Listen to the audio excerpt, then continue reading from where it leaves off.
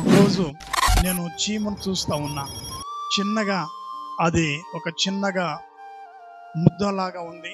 ఆ పదార్థాన్ని ఆ ముద్ద తీసుకొని ఆ చీమ మెల్లిమెల్లిగా పైకి ఎక్కుతా ఉంది. వెంటనే కింద పడిపోతా ఉంది. పైకి ఎక్కుతా ఉంది, కింద పడిపోతా ఉన్నది. ఇలా ఒకటి కాదు, రెండు కాదు, దాదాపు 69 సార్లు ఆ చీమ పైకి ఎక్కడానికి ప్రయత్నం చేస్తూ పడిపోతున్నా సరే ఏం జరిగిందో తెలుసా?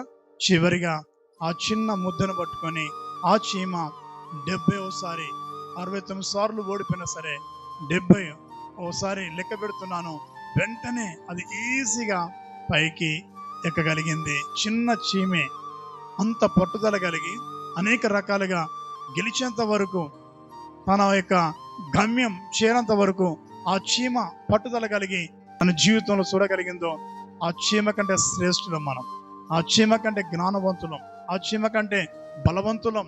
మన జీవితంలో కూడా అనేక సార్లు ఇక నా పని అయిపోయింది అని నువ్వు అనుకొని నిరాశ చేత, నిస్పృహతో, ఓడిపోయిన స్థితిలో ఉండి భయంతో, బాధతో, కన్నీరు మున్నీరుగా నీ జీవితంలో ఏమి చేయలేక అలాగనే ఉండిపోయినావా? ఈరోజు ప్రయత్నం చేయి, విజయం నీదే. దేవుడు నీ పక్షంగా అద్భుతమైన కార్యం దేవుడు జరిగిస్తాడు.